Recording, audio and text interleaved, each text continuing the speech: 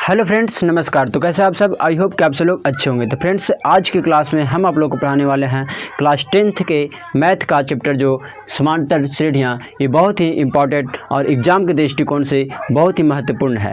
इस चैप्टर से काफ़ी अंक पूछे जाते हैं।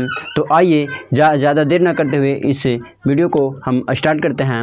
और इस समांतर श्रेणी का आज हम लोग लेक्चर वीडियो यानी कि लेक्चर क्लास देख रहे हैं। तो प्यारे, अगर समांतर श्रेणी आपको बढ़िया से देखना है, एकदम बढ़िया समझ जाना है, तो इस वीडियो को पूरा एंड तक देखिए।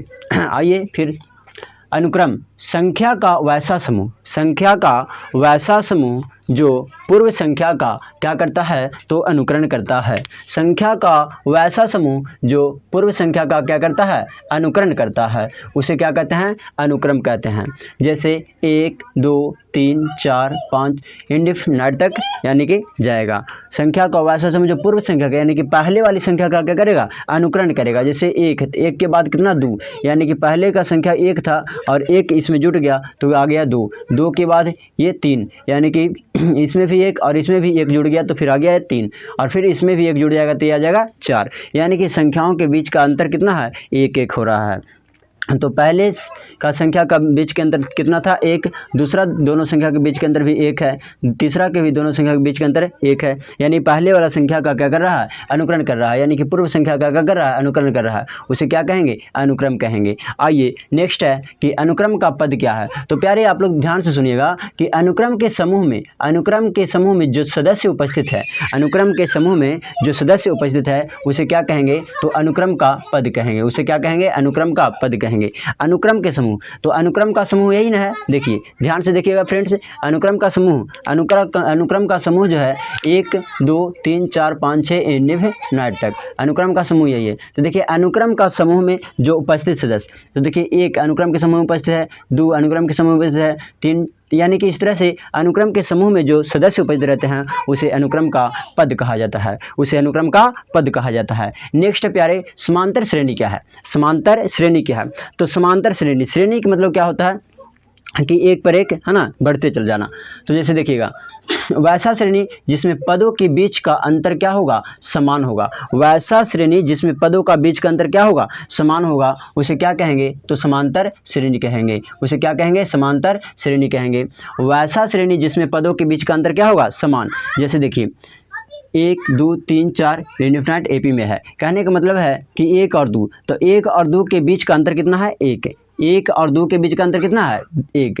और 2 और 3 के बीच का अंतर कितना है, 1। 2 और 3 के बीच का अंतर कितना है, 1। 3 और 4 के बीच का अंतर कितना है, 1। यानी कि सभी के अंतर कितना है, 1 यानी सभी का अंतर क्या है, समान है। सभी का अंतर क्या है, समान है। सभी का अंतर कितना आ रहा है, 1 आ रहा है। तो यानी कि सभी का अंतर क्या आ रहा है, समान आ रहा है। तो वैसा श्रेणी जिसमें पदों के बीच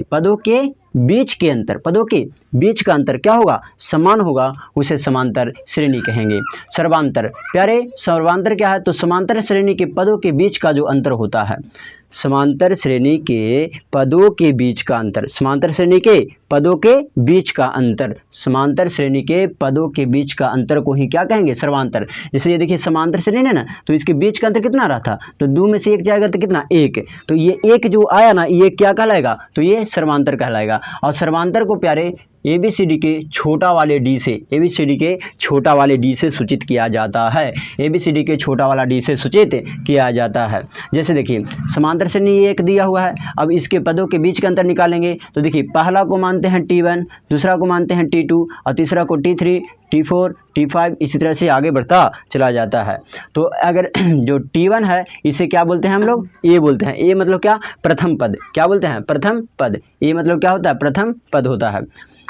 अब दूसरा पद हमको निकालना है अगर, तो D1 तो निकालेंगे यहाँ से, तो T2 में से T1 को घटा देंगे, यानी कि द्वितीय पद में से प्रथम पद को क्या करेंगे, घटा लेंगे, है ना। यानी कि T2, तो T2 कितना है, 2 है, T2 कितना है, 2 है, और T1 कितना है, 1 है, T1 कितना है दोस्त, 1 है। तो 2 में से 1 जाएगा तो कितना बचेगा, 1, 2 में से 1 जाएगा तो कितना बचेगा, 1। ये हमारा क्या कहलाएगा, D कहलाएगा। ये हमारा क्या कहलाएगा, D मतलब क्या, सर्वांतर, D मतलब क्या, सर्वांतर, यानी समांतर श्रेणी के पदों के बीच का अंतर, समांतर श्रेणी के पदों के बीच का अंतर क्या कहलाएगा, सर्वांतर, क्या कहलाएगा, सर्वांतर। तो D निकालना है तो T2 में से T1 घटा देना है, यानी कि दूसरा पद में से पहला को क्या करना है, घटा देना है। इसी तरह से आगे बढ़ेंगे तो तीसरा में से यानी कि T3 में से T2 को क्या कर लेंगे, घटा लेंगे। तो आइए यहाँ D निकालेंगे तो T3 में से यानी कि T3 में से T2 को क्या करेंगे, घटा लेंगे। तो T3 क्या है, T3 3 है, T3 क्या है, 3 है, और T2 क्या है, 2 है, T2 क्या है, 2 है। तो 3 में से 2 जाएगा तो 1, यानी कि पदों का बीच का अंतर कितना आ रहा है, 1। फिर अगर इस तरह से निकालना है तो T4 में से क्या करेंगे, T3 को घटा लेंगे, T4 में से T3 को घटा लेंगे। तो T4 बराबर कितना है, 4, और T3 कितना है, 3। तो 4 में से 3 जाएगा तो कितना बचेगा, 1, यानी कि पदों का बीच का अंतर कितना आ रहा है, 1। तो सभी के पदों के बीच का अंतर अगर समान है तो उसे क्या कहते हैं, समांतर श्रेणी कहते हैं, उसे क्या कहते हैं, समांतर श्रेणी कहते हैं।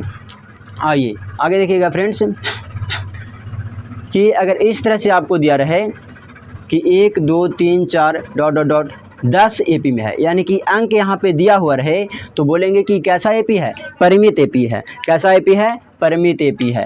अगर अंक दिया हुआ रहे तो कैसा AP है, परिमित AP है। लेकिन अगर इस तरह से रहे और यहाँ पे अंक नहीं दिया हुआ रहे, खाली लिख दे कि AP में है, सीधा सीधी AP में है, तो इसे बोलेंगे कि अपरिमित AP, इसे बोलेंगे अपरिमित AP। इसमें 2 फार्मूला है जो कि महत्वपूर्ण फार्मूला है। इसी 2 फार्मूला पे सारा आपका चैप्टर दोनों का दोनों कैल मतलब ख़त्म, इसी 2 फार्मूला पे। तो ये काफ़ी महत्वपूर्ण फार्मूला है, इसे क्या करिएगा, याद कर लीजिएगा। यानी कि Tn बराबर क्या है, a + n - 1 इंटू D, जिसमें a किसको कहते हैं, तो प्रथम पद यानी T1 को क्या कहते हैं, a, तो ये यहाँ आपको मिल जाएगा a। अगर D निकालना है तो D निकालना है तो T2 में से T1 को घटा दो, यानी कि द्वितीय पद में से प्रथम पद को क्या करो, घटा लो, तो निकल जाएगा फ्रेंड्स आपको D बराबर भी निकल जाएगा। तो आपको a मिल जाएगा, D मिल जाएगा, और n भी आपको दिया हुआ रहेगा, तो आपको Tn निकालना रहेगा। दूसरा फार्मूला होता है कि पदों के बीच का योग निकालना रहेगा, यानी कि Sn बराबर तो n/2 into 2a + n - 1 into D, ये होता है फार्मूला। ये 2 फार्मूला काफ़ी इंपॉर्टेंट है, इसे याद कर लीजिएगा, और काफ़ी याद करने में कुछ नहीं लगेगा, 1 2 4 10 बार बोलिएगा, याद हो जाएगा, ये मेरा गारंटी है, याद हो जाएगा। Tn बराबर अगर दिया रहे, Tn बराबर अगर दिया रहे तो Sn बराबर फार्मूला होता है n/2 यानी a + Tn। कहने का मतलब कि Tn बराबर अगर इतना बराबर आपको दिया हुआ रहे, है ना, इतना बराबर आपको अगर दिया हुआ रहे तो आपको ये निकालना रहेगा Sn बराबर। तो जैसे देखिए यहाँ पे क्या है, 2a + n - 1 इंटू D, तो देखिए 2a को हम लिख सकते हैं, देखिए तो 2a को हम लिख सकते हैं ऐसे, ऐसे कैसे लिखेंगे, ऐसे लिख सकते हैं कि a + a into n - 1 into D, ऐसे लिख सकते हैं, लिख सकते हैं कि नहीं, n/2। तो देखिए ध्यान दीजिए कि इतना के बराबर, इतना के बराबर, इतना के बराबर क्या होता है, इतना के बराबर, इतना के बराबर देखिए क्या होता है, Tn, a + n - 1 into D, a + n - 1 into D, यानी कि इतना के जगह पर ही हम क्या रख देंगे, Tn, इतना की जगह पर हम क्या रख देंगे, Tn। तो a + Tn, a + Tn, a + Tn, तो देखिए क्या है, a + Tn, a + Tn, और n/2 है तो n/2। तो वही कहता है कि अगर Tn दिया हुआ रहेगा तो Sn बराबर होता है कि n/2 a + Tn, डायरेक्ट आप निकाल दीजिए, नहीं तो फिर इसमें भी निकल जाएगा।